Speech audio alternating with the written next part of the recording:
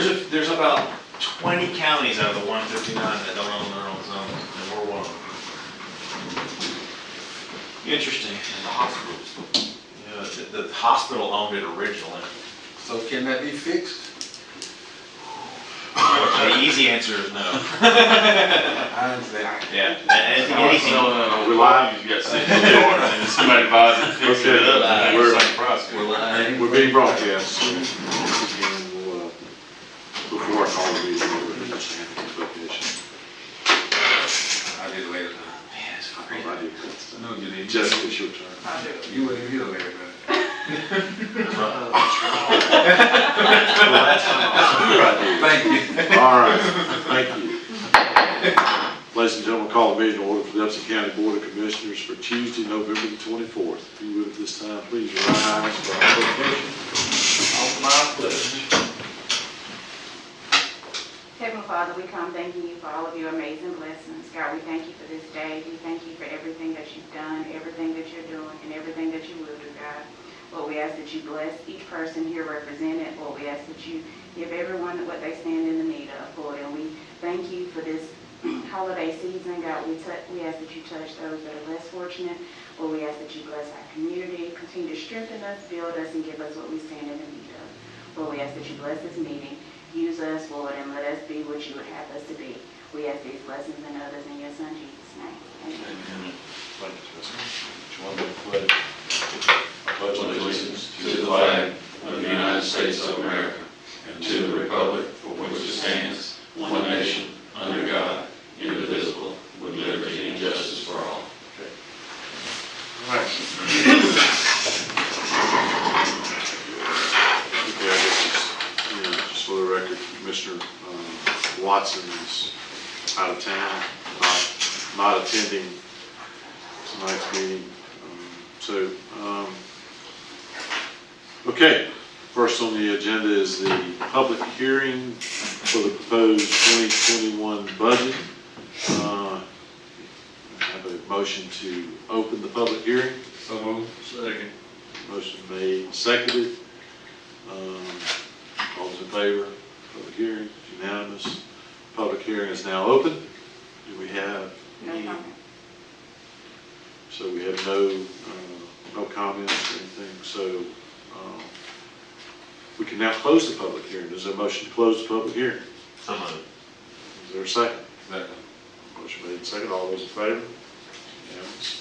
Public hearing is closed. All right. Public comments? Do we have any? No comment. No comments for tonight. Next on the agenda is the consent agenda. On the consent agenda, we have our November 5th work session minutes, our November 10th regular meeting minutes, and the approval of the beer and wine license renewals. Is there a motion on the consent? Mr. Chairman, I offer motion we approve the consent agenda. Is there a second? I'll second. Made and seconded.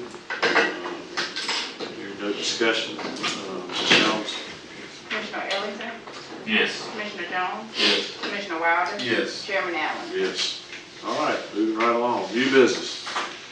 Discussion and possible approval of a moratorium on convenience stores. Chairman Allen, if I may, I'll start with a brief presentation. I don't know what that was. I heard a voice. I did as well. I don't know what that was.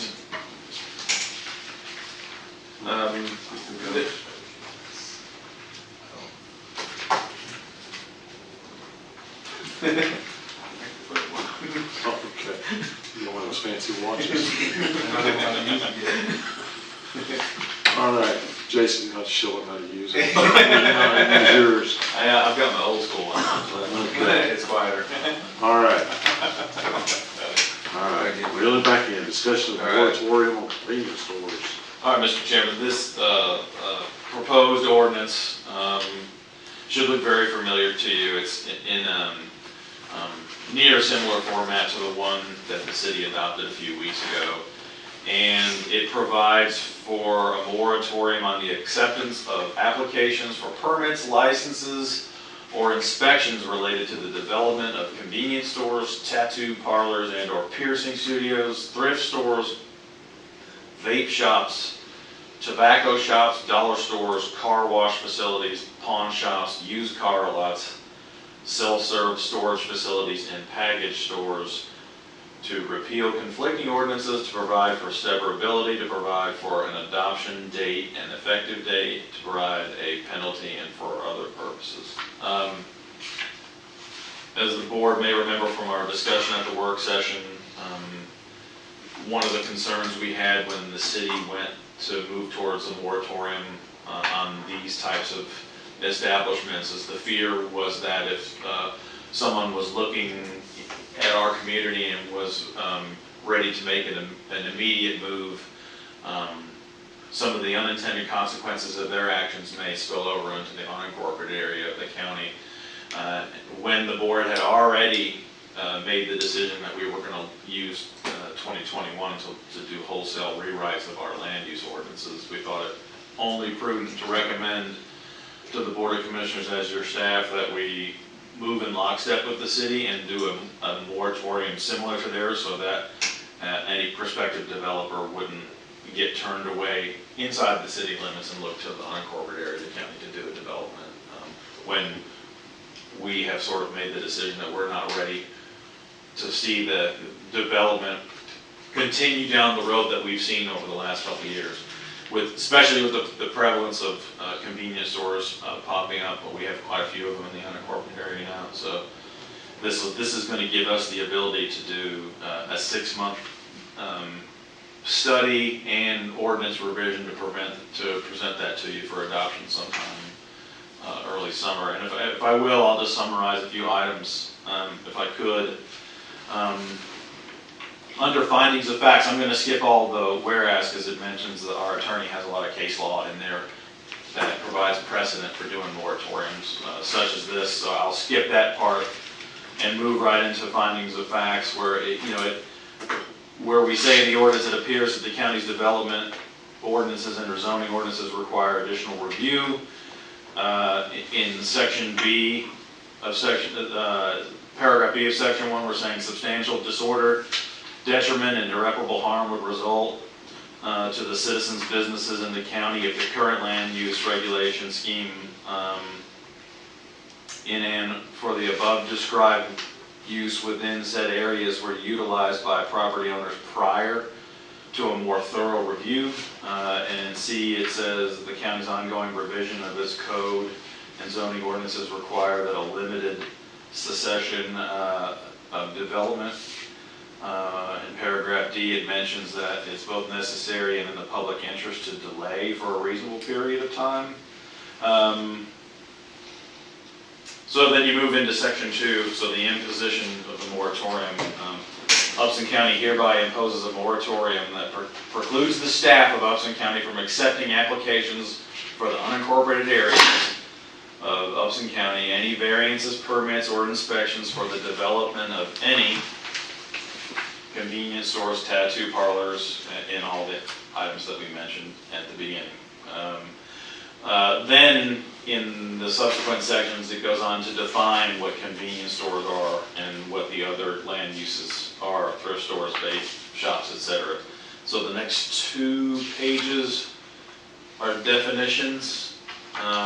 Moving into paragraph M, the duration of the moratorium shall be until the county adopts a revision of the code or its expiration date in May of 2021.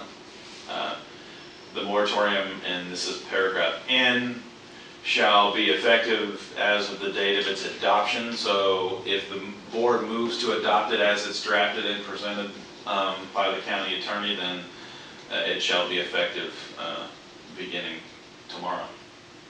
The moratorium shall have no effect on approvals or permits previously issued. So anything that we have already issued to date would still be applicable under the old ordinance.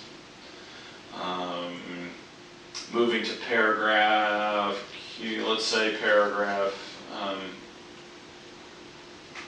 is that Q1, Mr. Attorney?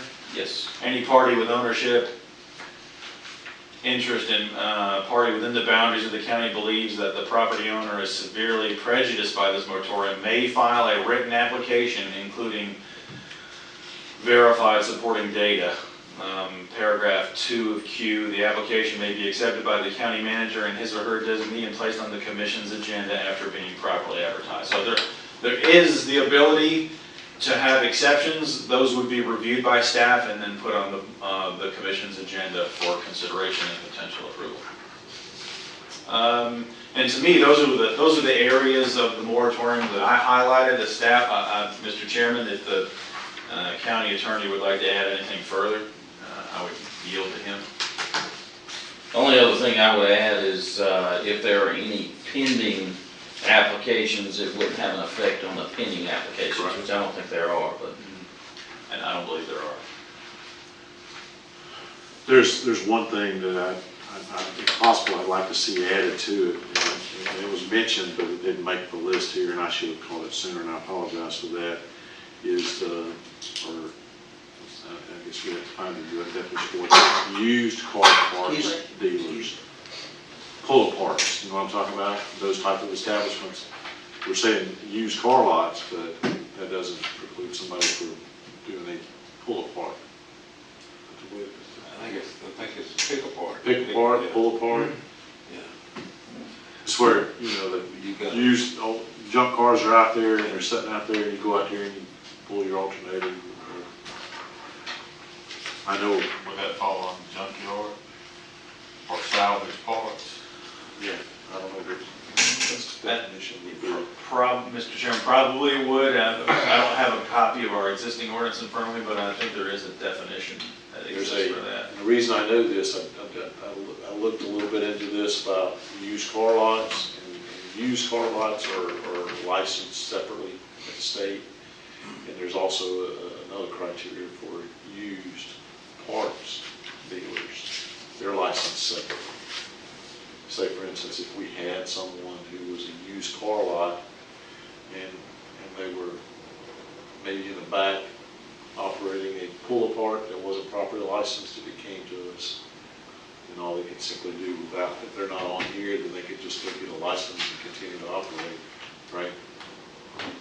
If we don't have a moratorium, if they're not specifically designated in this, then they could, and it's a state licensed. How hard would it be to add that to? We just need the definition. Yeah, I don't think it would be very difficult at all. If I may, Mr. Chairman, ask the attorney, would it be prudent to adopt it as drafted and then come back with an amendment next time? I was going to suggest that. That way we're imposing it today. Right. Okay. I like that. I mean, because there may be more that we just aren't aware of. You might have an issue with that. That would sound like a good solution. So staff has done a great job putting this together for us. And, that includes the attorneys when I say. Thank you for doing this. Can I ask a question about this? Absolutely. I guess to Jason and to the attorney is, like, so if I own self-storage, I'm just using, not picking on self-storage, but if I own self-storage and I'm going to sell that self-storage, then person purchasing that is going to have to get a business license for that. Is that going to prevent, or is it going to fall under that clause? Because when I come in and I'm going to buy an existing storage facility, and I come in and apply for my license after I've went and financed this place, I come to get my license, and we can't issue a license because we've got a moratorium on it. Where are we at on that? Well, I think it would be case-by-case basis. If you're talking about somebody that's in the process right now of purchasing, that may fall in the pending section. And again,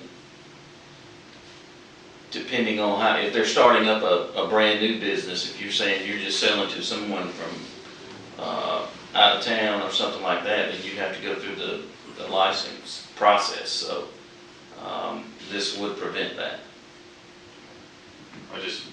well, I mean, I'm not sure today, but I know the like storage facilities, there were some here locally that were for sale, and they're currently being marketed through real estate companies for sale. And if a sale were to take place, 30 days from now, this could cause an issue for the person selling it. They would have to. But they could appeal to the process. That's what I was about to say. That would be one of those potential exceptions that Jason talked about, and the board could take it up again on a case-by-case basis. But, I mean, it does bring up a good point, so if it's already a business out there, it's thriving well enough that somebody may be interested in buying it, you know, are we be concerned that we might be affecting someone's potential sale of their business if they gotta come back to us and say, Well, I think if you read paragraph A under the findings of fact, that it only for the development of, which would be new, not a resale. Yeah, I think at that point you would want to look at the intent of the ordinance, and the intent is to prevent any additional new businesses named in the title versus a transfer of business. but it also says variance, permits, or inspections for the development of. So, yeah, I see the way you read it. Well, it doesn't say that in paragraph A. Hey, any variances, permits, or inspections for development of any. Still don't say that in A. Oh, where is Paragraph 8 under section 2. Is that what you're reading? section 1, findings of fact.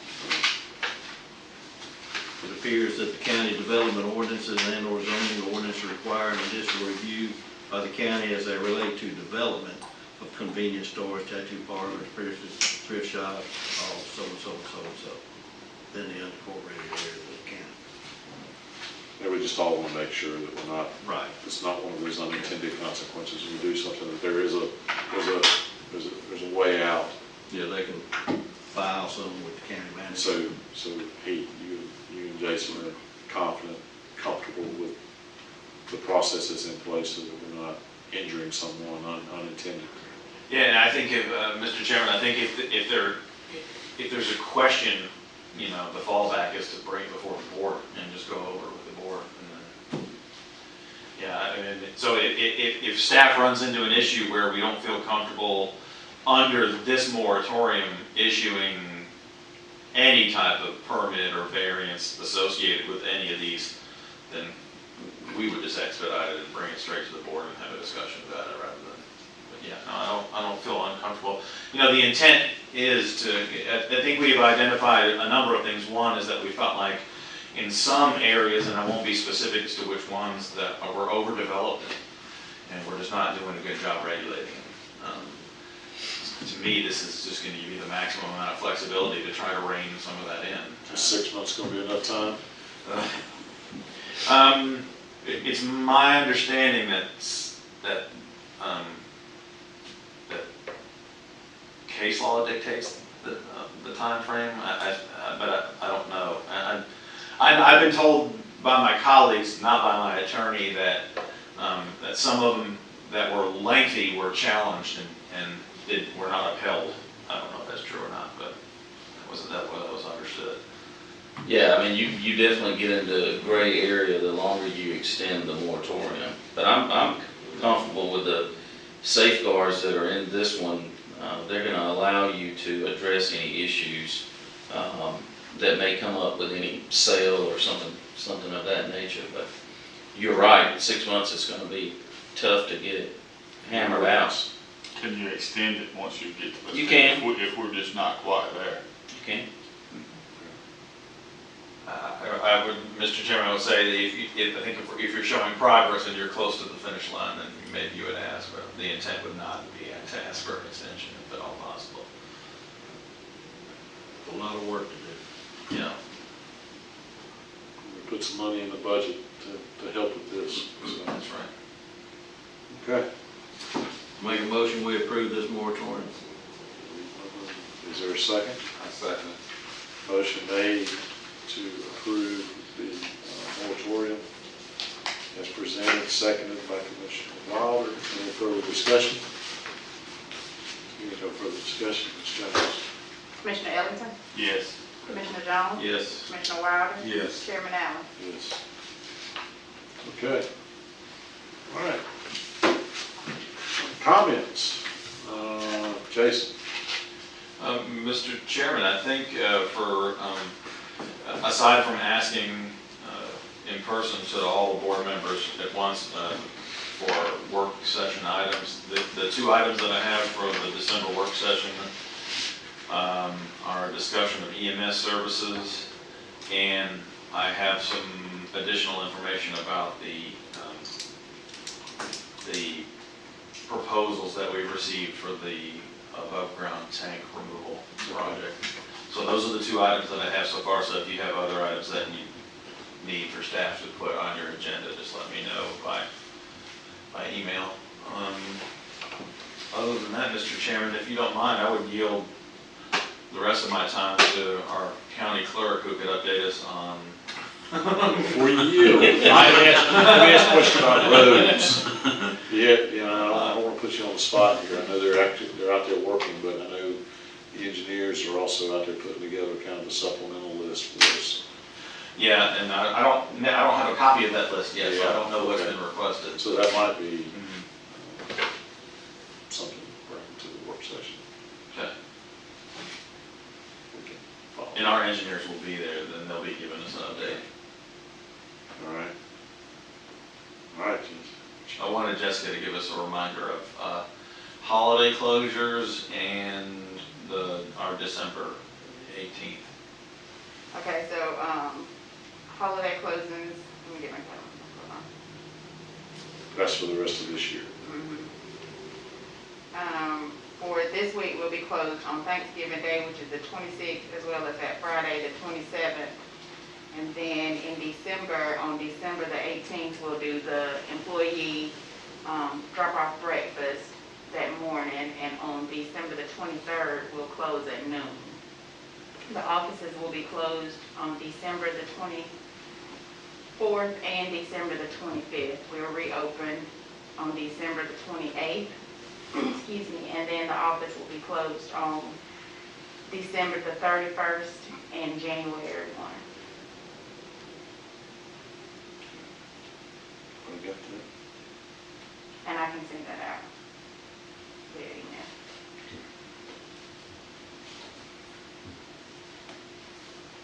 Anything else? That's all I had, Mr. Chairman, thank you. All right. Well, I'll tell you what, I'll go first on comments. I just want to give everybody kind of an update.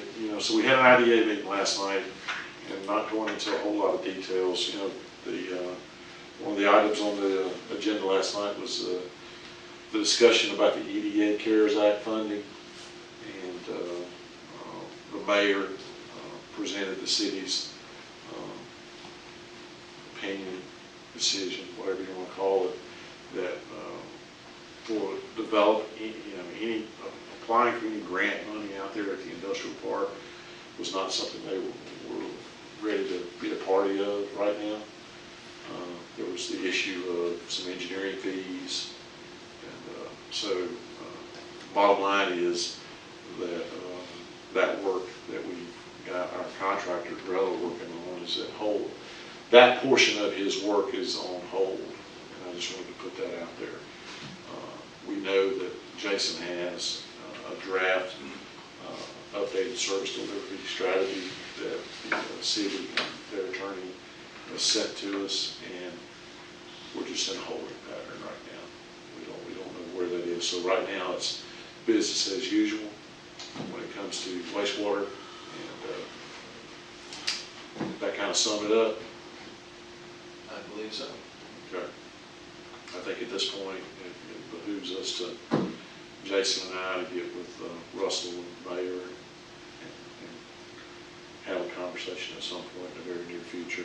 We have the IDA has a strategic planning session scheduled for December the 9th and 10th. And I would hope that maybe we could get some more direction from our counterparts down the end of the hall before that. Because I mean, a lot of what the purpose of that strategic landing is to development of that park and other projects or prospects or properties that we have. So anyway, we got to figure out what it is we have to market, what we're trying to market. So that's my abbreviated IDA report to you guys. So, and that's pretty much it. Hope everybody has a great Thanksgiving.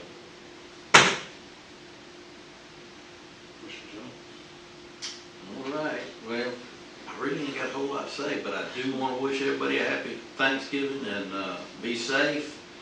Don't go crazy out there and do something you're gonna regret. So that's it. Okay. Mr. Wild. I want to report here, a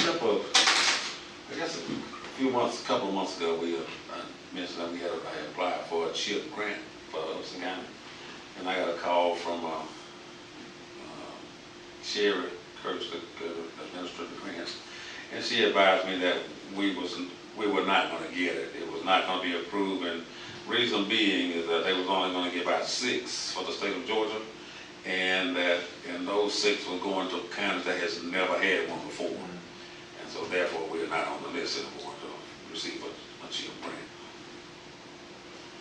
And other than that, I want to say have a happy Thanksgiving, be safe, and we'll come back in a couple of weeks and resume where we left off. All right. Hey, thank you for doing that. Thank you for taking the lead on that. Michelle? I guess first off, I'd like to wish everybody, I hope you have a great Thanksgiving. Spend some quality time if you can and do it safely. And just a reminder for Commissioner Wild, Chairman Allen, December the 8th, 5 o'clock here. Swear in. Judge Coker will be here and he'll be swearing us in.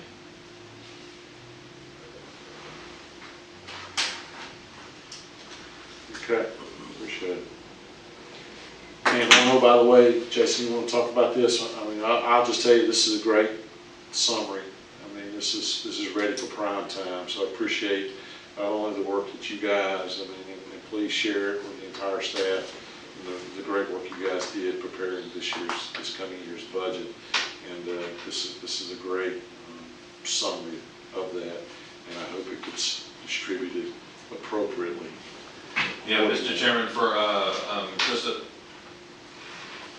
just your December 8th meeting is when we'll have it on your agenda for approval. Right. And I'll go over all those highlights at that time before we ask the board to move on it. But I did share that with the press yesterday, so they have it in advance. Yeah. Well, so, I mean, and it's great to do that because if anybody has any questions, I mean, they certainly have the opportunity to provide comments to our next meeting regarding the coming year's budget. But this is a great summary. I appreciate you guys doing this. And our new director will assume her role Monday. That's great.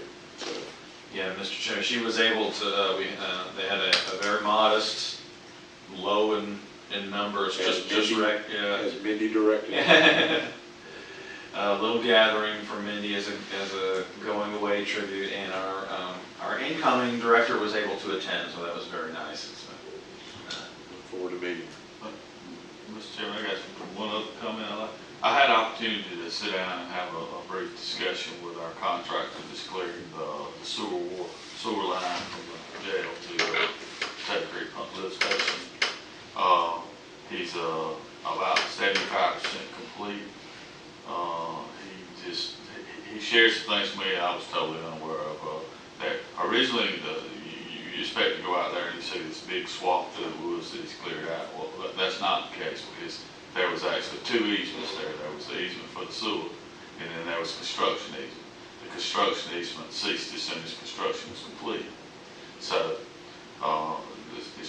he says it's extremely rough terrain, a lot of big rocks, and he just did recommend to me that this is he would hate to see us complete this project and not follow up with some regular maintenance, or, you know, it's gonna be, in a couple of years, it's gonna be right back to where it was, in the condition that it is now. He said we're extremely lucky that we hadn't had an issue when there were 6-inch trees growing on top of manholes. So it was pretty bad. So we just need to somehow put that on a list of regular routine maintenance, to keep that under control. Because he said in some areas, he really, if we had a serious issue where you had to get heavy equipment in, he's not sure that it would be possible to get that equipment into some of the areas that line's located. You got any more easements that gotta be cleaned? We haven't identified. That's the only sewer line that I'm aware of that, we would have an easement on. And there may be some out in the Lincoln Park area that I'm unaware of, but we probably ought to visit that and determine, if we do, and look at doing maintenance on that, because that can be rather costly, especially when you gotta, most people's going they're gonna want you to pay some monetary value for construction easement to go in and do some repairs. They're not just gonna let you start driving dozers and excavators across the property to get to this stuff. And you just fired a neuron when you were talking about some of this stuff, so follow up with that discussion that we had with Garrett and with the water department on the situation at the housing authority. When we talked about that. The lift station. Yeah.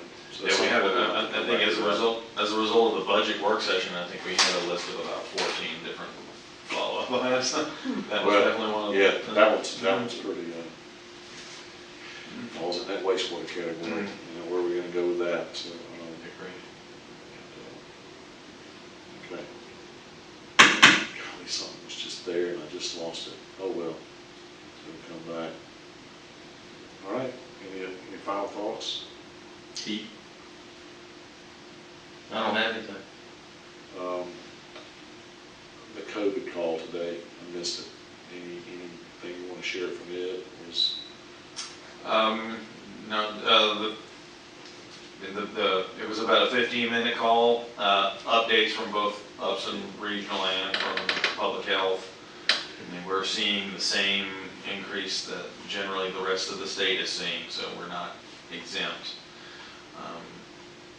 But for the most part, the hospital's in good shape. We're still testing at a pretty high rate as percentage of the total. I think right around 15% of all tests were positive as of the previous week. So we're seeing a rise in cases like everybody else. But I think a lot of times more people are going to get tested now because they're feeling symptomatic. Early on, they were going because they felt like that was the thing to do. So yeah, I think that's prevailing the wisdom. change in the percentage is going up, I think, because most people are waiting until they feel like they're symptomatic. Yeah, and that was also brought up in the call today. The drive-through testing was extraordinarily low percentage. The 15% was at the clinics and through our regional health system. Yeah, and that was the one thing that you just said something drive-through. And I know tomorrow Sheriff Kilgore is out there in force with that group that's doing the food distribution. I think they're going to 1,300 boxes out tomorrow. So it's been a great program. This organization loves doing it, and obviously it's well received. So if you guys are out and about, you want to go over there. Plenty of room on the soccer field to be socially distanced. And then, so anyway, I know how we are. We'll talk all night. So if there's nothing else, is there a motion to adjourn? So moved. Adjourn. Thank you. We're still live. Yes. To our work session, litter control, litter